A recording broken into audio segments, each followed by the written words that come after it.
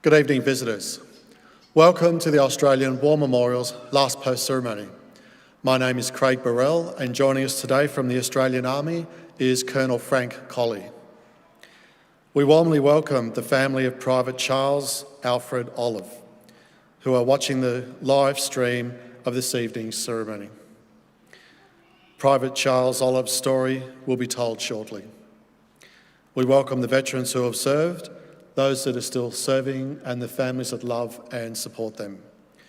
We acknowledge the members of RSL and Services Clubs Association, RSL Victoria and RSL Queensland, who are watching the broadcast of this ceremony across Australia. During this evening's ceremony, wreaths will be laid at the base of the Pool of Reflection by visitors to the memorial. If you are able, please stand and join in singing the National Anthem.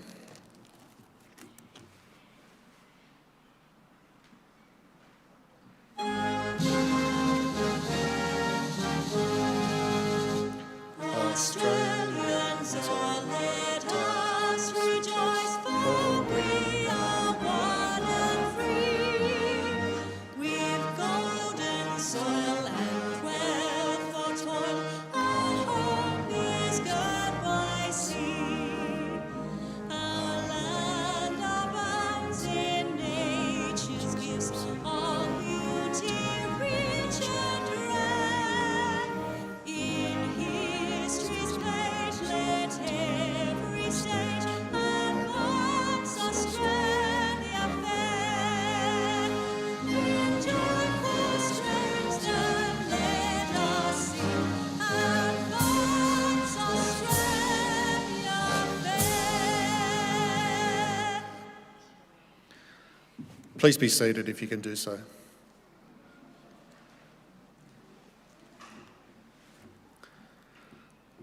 The Australian War Memorial was the vision of Charles Bean, Australia's First World War official historian. Bean landed with the Australian troops on Gallipoli and stayed with them at the front through to the end of the war.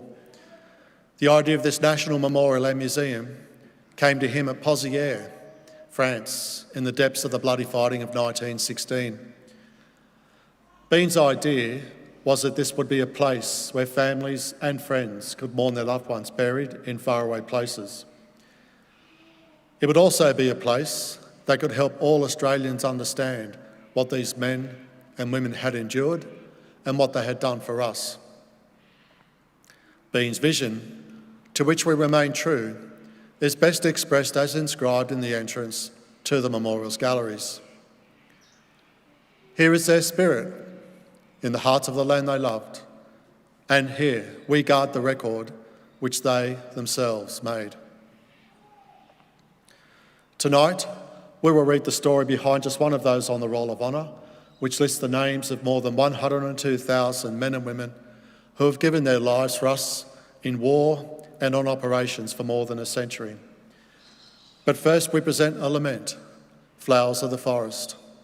Wreaths or floral tributes will now be laid at the base of the Pool of Reflection.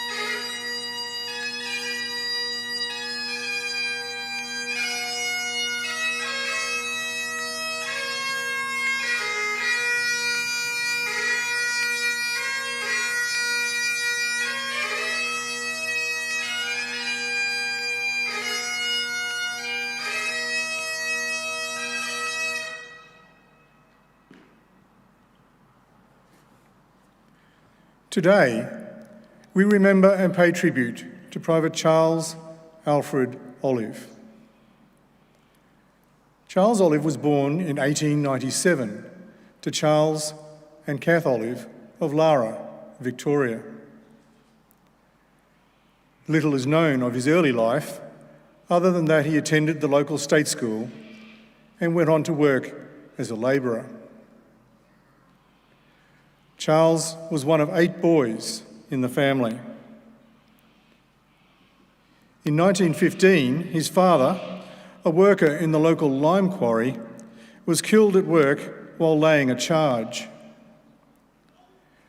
Later that year, his mother gave birth to a daughter who died shortly after she was born. Charles Olive unsuccessfully tried to enlist in the Australian Imperial Force at least once, but was turned down for having insufficient chest measurement. He was not accepted until standards were relaxed, finally successful in September 1916. He underwent a period of training in Australia before leaving for active service overseas with reinforcements to the 29th Battalion. Private Olive went first to England, where he continued his training on the Salisbury Plain. In May 1917, he joined the 29th Battalion on the battlefields of the Western Front. The battalion had a fairly quiet experience until September of that year, when they took part in the Battle of Polygon Wood.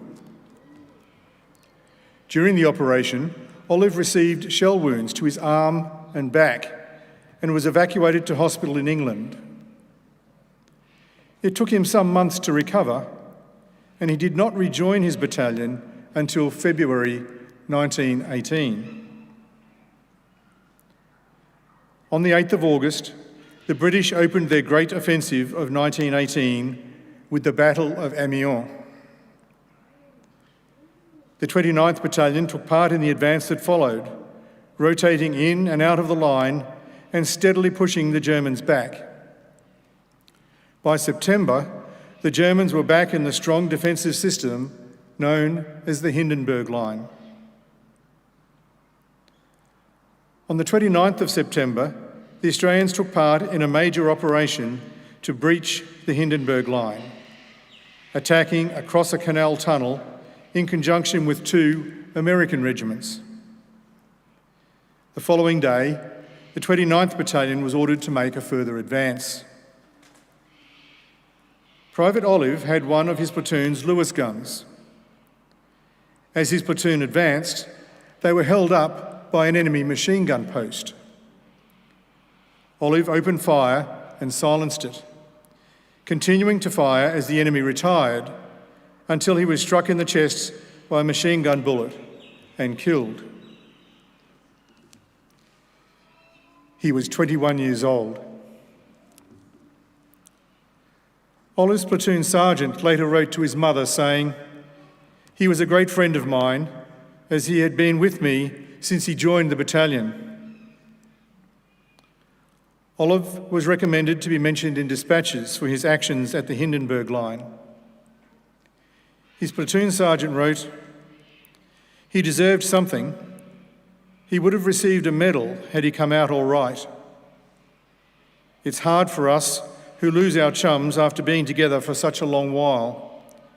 But of course, one must expect these things in this sort of game." If Private Olive's body was recovered from the battlefield and buried, his grave is now lost and his final resting place is unknown. He is commemorated on the Australian National Memorial at Villers-Bretonneux.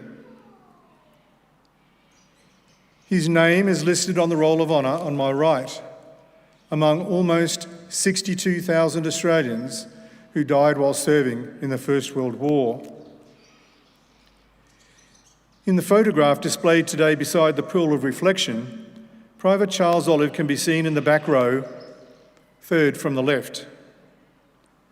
Of the men pictured in this image, taken in May 1917, Charles Olive would be the only man not to return home. This is but one of the many stories of service and sacrifice told here at the Australian War Memorial. We now remember Private Charles Alfred Olive, who gave his life for us, for our freedoms, and in the hope of a better world.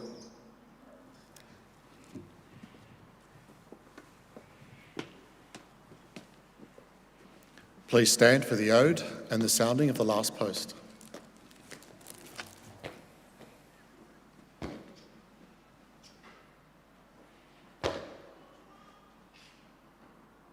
They shall grow not old, as we that are left grow old. Age shall not weary them, nor the years condemn. At the going down of the sun, and in the morning, we will remember them. I'll remember them.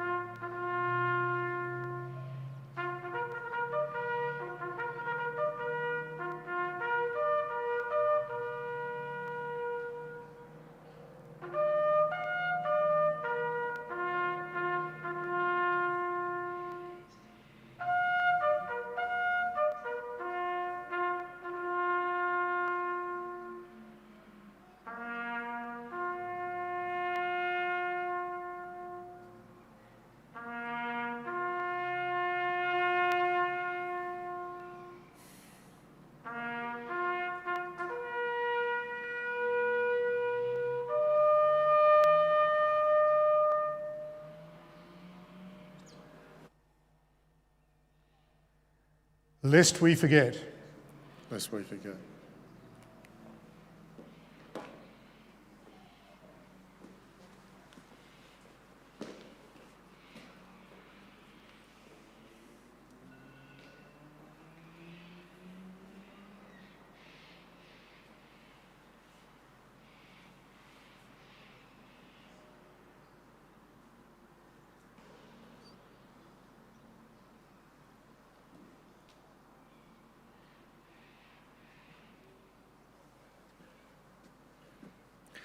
We leave this evening with the words of the memorial's founder, Charles Bean. Many a man lying out there at Pozieres or in the low scrub at Gallipoli, with his poor, tired senses barely working through the fever of his brain, has thought in his last moments, well, it's over. But in Australia, they will be proud of this. Ladies and gentlemen, girls and boys, that concludes the last post ceremony. We thank you for visiting the Australian War Memorial, and we wish you all a very good evening.